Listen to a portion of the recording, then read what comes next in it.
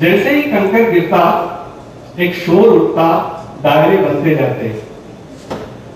जैसे ही कंकर गिरता एक शोर उठता, दायरे बनते जाते। पास ही खड़े एक दरख्त ने देखा और उसने अपना सूखा पत्ता गिराया तालाब में, ना शोर उठा ना दायरे बने। पास ही खड़े एक दरख्त ने सूखा पत्ता गिराया, ना शोर उठा ना दायरे बने। मैंने कहा दरख्त से, अरे बेवकूफ। मैंने कहा दरख्त से, अरे बेवकूफ, दुनिया में हलचल वही मचा सकते हैं जो अपने अंदर बंद सकते हैं।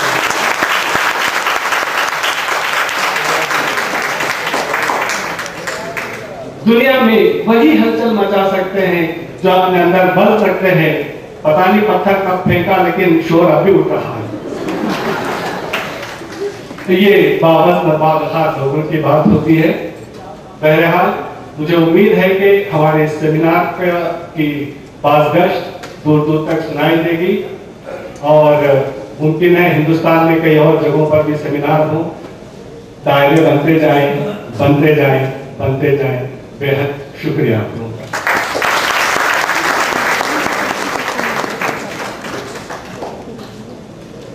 मैंने मेरे साहबा से कहा, पहले तो डरते डरते अंग्रेजी में बात की फोन पर, तो उन्होंने फौरन उर्दू में शुरू होती हूँ और इतनी अच्छी उर्दू बोल रही थी कि मैंने कहा मेरे सामने कम से कम ना बोला कीजिए, मुझे बड़ी शर्म आती है कि आप इतनी अच्छी उर्दू बोल रहे हैं और मैं आपको जवाब तक नहीं दे पा रहा हूँ। मुझे बड़ी तमन्ना है, ख्वाहिश है, मेरी आरज़ू है कि आप सबके सामने मेरे साहबा आए और उर्दू में गुफ्तगू करें, तकरीर करें और अपना इनागुरल एड्रेस पेश करें। मेरे साहब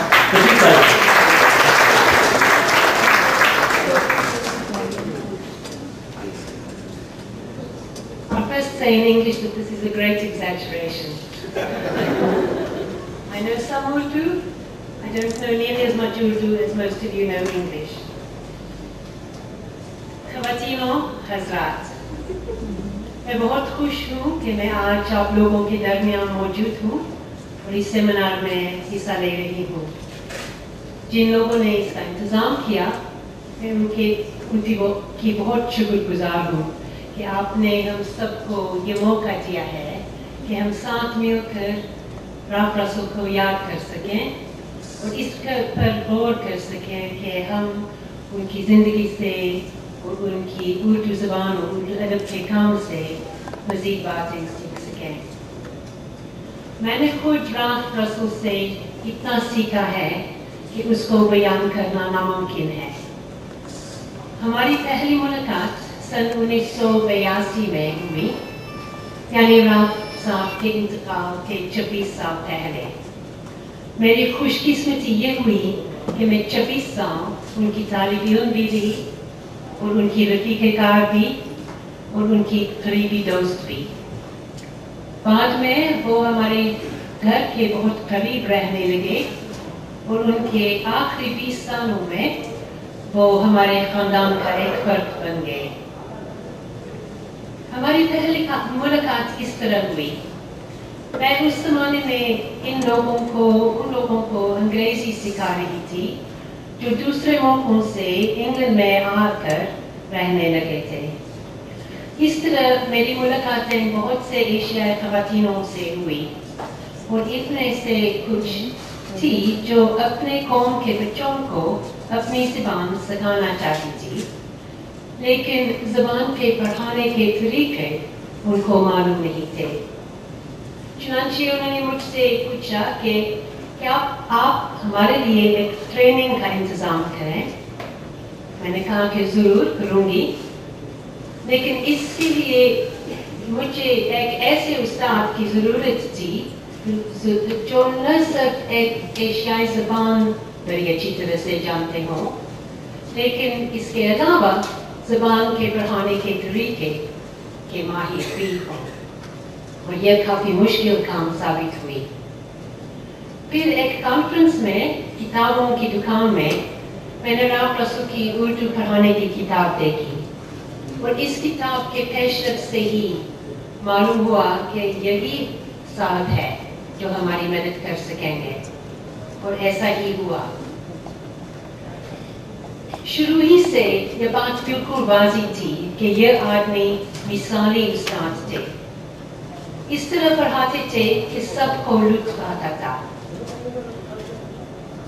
हंसी मजाक का माहौल होता था और करने वालों को इतना लुत्फ आता था कि आराम से सीख सकते थे। मेरे लिए भी इस ट्रेनिंग का बहुत नतीजा हुआ।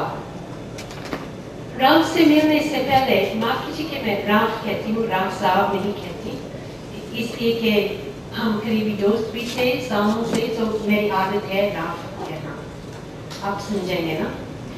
तो राम से मेरी मुलाकात उनसे इससे पहले मैंने 3-4 ज़बानें सीखने की कोशिश की थी, लेकिन इस मंजिल तक नहीं पहुंच सकी कि मैं लोगों के साथ आसानी से बात कर सकी। और अपनी इस नाकामी से मैं काफ़ी मायूस थी। फिर रात को पढ़ाते हुए देखकर मैं फौरन जान गई कि इसी उस्ताद से मैं सीख सकूंगी। तो मैंने उनसे पूछा कि क्या आप मुझे उर्दू सिखाने के लिए वक्त निकाल सकते हैं। उन्होंने कहा कि मैं काफ़ी मसरूफ़ रहता हूँ, लेकिन अगर आप सुबह सवेरे आ सकते हैं नाश्ते के बाद शायद तो मैं करूँगा।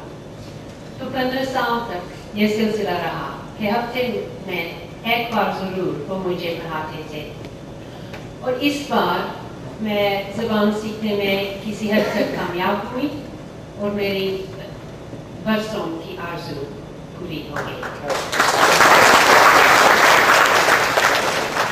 मेरी बात से मिलती जुलती और लोगों की मिसालें भी हैं। बहुत से दूसरे लोगों ने राम से सीखी है उर्दू, या तो राम के खुद पढ़ाने से या उनके पढ़ाने के मवाद से। इस तरीके से उन्होंने बेशुमार टीचरों को ट्रेनिंग भी दी है और हौसला अफजाई भी।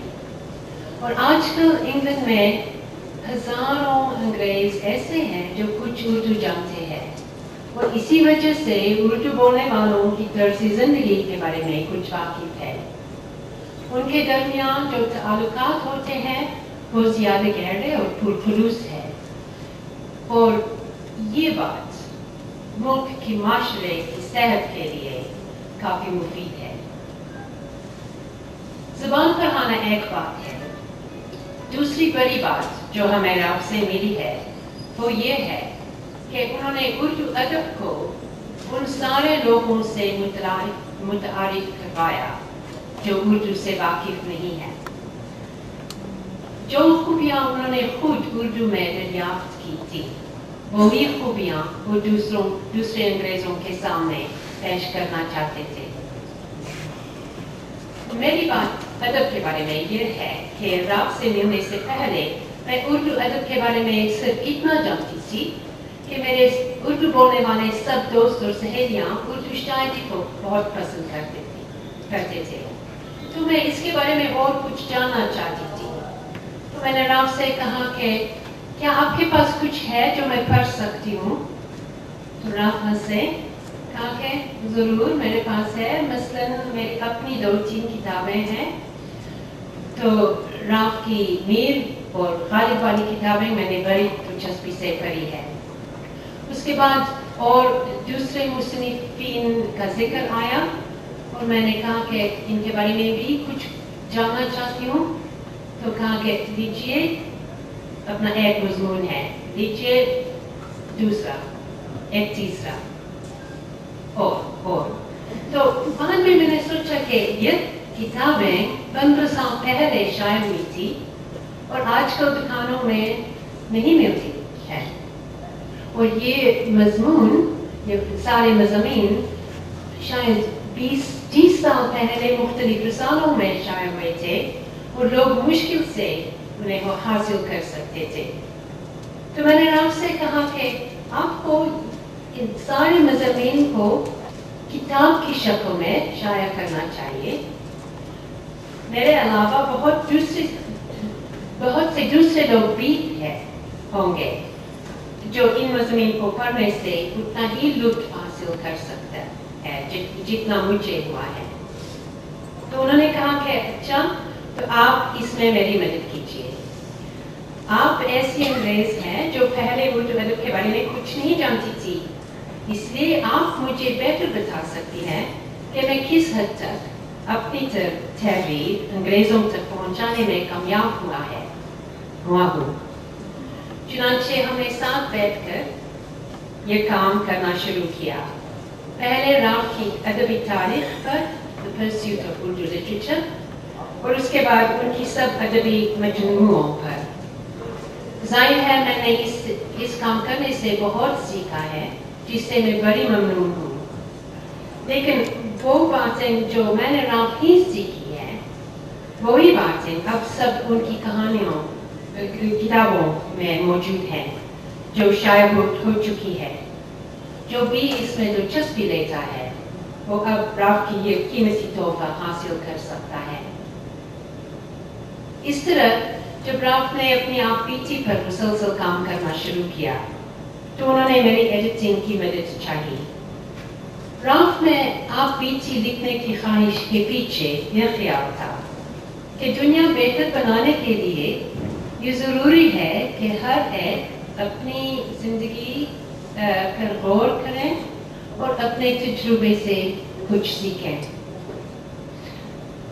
اگر میں ایمانداری کے ساتھ اپنی زندگی، اپنے تجربے دوسروں کے سامنے پیش کروں اور دوسرے لوگ بھی یہ کریں تو یقیناً ہم سب ایک دوسرے سے مفید باتیں سیکھ سکیں گے۔ یہ کام ان کی زندگی کے آخری 10 سالوں میں ان کے لیے سب سے اہم تھا اور وہ مرتے دم تک اس میں مصروف رہے۔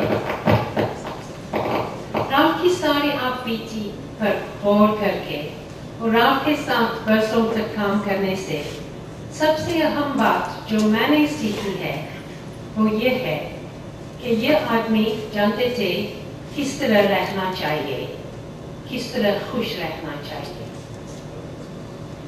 اور اس کے پیچھے بنیادی بات یہ تھی کہ وہ لوگوں سے بے پناہ محبت کرتے تھے، ہر ایک کو بڑی دلچسپی سے سنتے تھے، ہر ایک کی حوصلہ افزائی کرتے تھے، اس طرح ہنستے تھے کہ یہ بات بالکل صاف ہو جاتی تھی کہ انہیں لوگوں کی موجودگی سے مزہ آ رہا ہے۔ راف کے ہمیشہ خوش ہونے کی وجہ سے ان کا اثر دوسروں پر بہت زیادہ گہرا تھا۔ ان کے سیاسی اصول بھی انسانی ہمدردی پر قائم تھے۔ ان کی خواہش تھی کہ دنیا میں زیادہ انصاف ہو۔ ان کو اس وقت غصہ آتا تھا جب حکومتیں لوگوں پر زیادتیاں کرتی تھی یا مرد عورتوں کو برابری دینے کے لیے تیار نہ ہوتے تھے۔ وہ چاہتے تھے کہ ہر ملک اور ہر قوم کے لوگ دوسروں کے ساتھ ہاتھ ملانے کے لیے تیار ہوں۔ اسی لیے وہ لوگوں کے سامنے اردو شاعری پیش کرنا چاہتے تھے، اور خاص طور پر غزلیں، جس میں ایک بنیادی اصول یہ ہے کہ سب سے اہم بات انسان ہونا ہے۔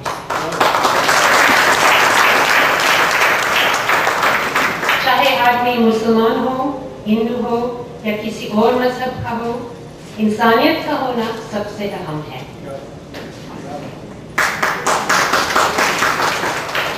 راف خود ان اصولوں کے مطابق اپنی زندگی جیتے تھے، اور یہ اصول ان کی سب تحریروں میں بالکل صاف ہے۔ کوئی بھی جو آج راف سے ملنا چاہتا ہے وہ ان سے ان کی کتابوں میں مل سکتا ہے۔ راف صاحب کی تمام کتابیں یہاں نمائش کی گئی ہیں باہر ایک میز پر۔ مجھے خوشی ہوگی کہ شعبہ اردو ان کتابوں کو قبول کریں جو یہاں کے پڑھنے والوں کے کام آئیں گے۔ شکریہ۔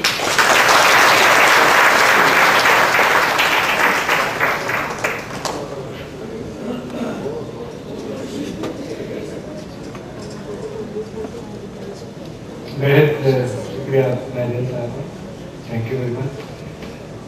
अब हम एक और तकरीर सुनेंगे। राव फैसल साहब के बहुत ही करीबी दोस्त, उनके रफीक कार, जो खुद राव फैसल जैसा काम कर रहे हैं। मैं डेविड मैथ्यू साहब से गुजारिश करूंगा कि वो अपने ख्यालात का इजहार फरमाएं। अगर मैं उनका मुख्तसर सा तारुफ पेश कर दूं, लेकिन आप मोहताज तारुफ नहीं हैं, क्योंकि मैंने जिस किसी से भी हैदराबाद में जिक्र किया कि डेविड मैथ्यूस आ रहे हैं, तो सब लोगों ने हैरत और मसरत से पूछा, डेविड आ रहे हैं, मैथ्यूस आ रहे हैं, कब आ रहे हैं? अच्छा, डेविड आ रहे हैं। तो ये मोहब्बत, ये अपनाइयत वैसे हैदराबाद की रिवायत है ही, मगर उर्दू की भी रिवायत है।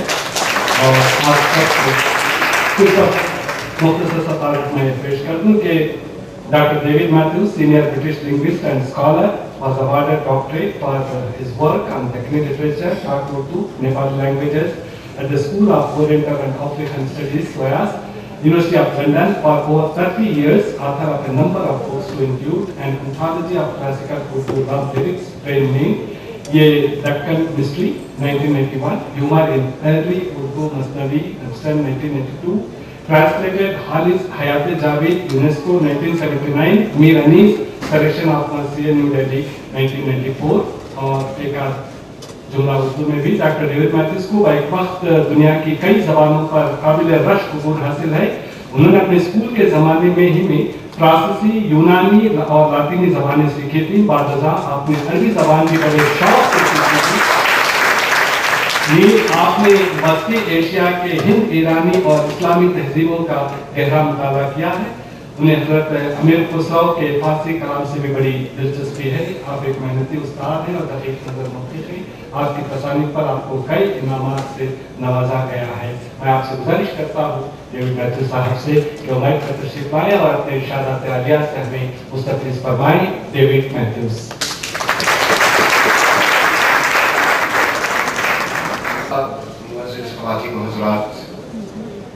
मैं आपका बेहद ममनून हूँ कि आपने मुझे इस जलसे में बुलाया आज। ये खास तौर पर मेरे रफ़ीक कार, पुराने दोस्त के बारे में मुझे बहुत खुशी हुई। एक और बड़ी खुशी हुई कि हम एक बार फिर से हम हैदराबाद वापस आए हैं। आपको शायद मालूम नहीं है कि मैं सबसे पहले हैदराबाद यहाँ आया था सन 68 में। मैं समझता हूँ, वैसे क्योंकि अक्सर आप लोग वैसे पैदा नहीं हुए थे उस ज़माने में, तो मैं अक्सर उस ज़माने में मैं उस्मानिया यूनिवर्सिटी में रहता था, वहाँ मेहमान खाने में। और वहाँ सबसे पहले मैं से एक शाम को मैं मेहमान खाने में गया था, और वहाँ में से एक रूसी खातून थी, रूसी लड़की मुझे कहना चाहिए, और वो यहाँ बैठी है और ये मेरी बीवी बन गई थी।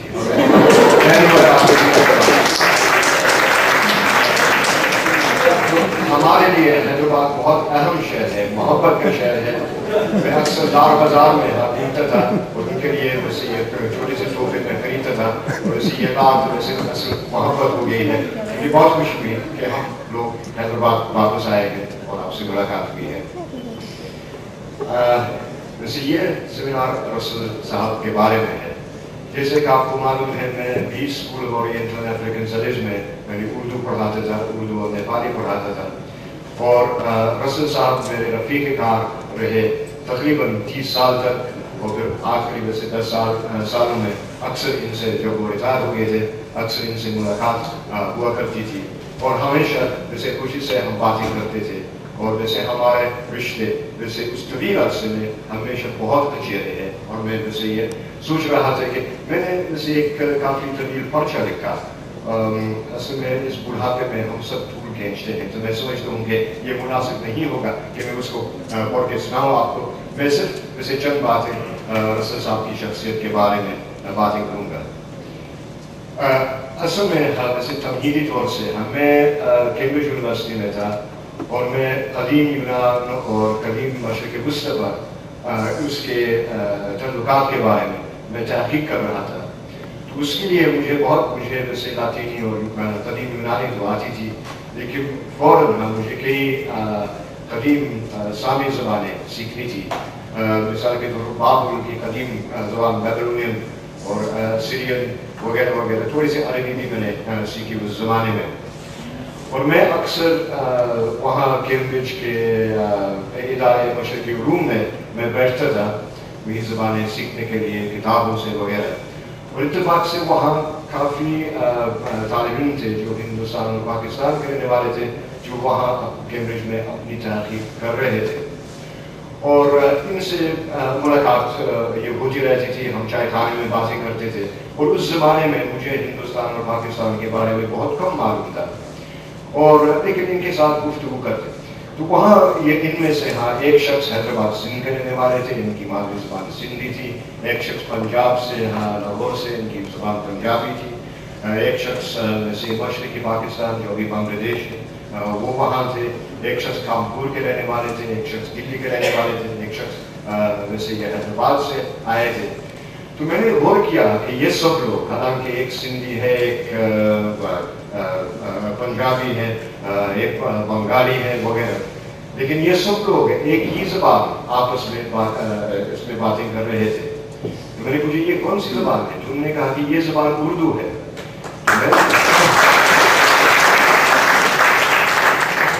مجھے اردو کے بارے میں کچھ معلوم نہیں تھا. میں یہ کیسی زبان ہے؟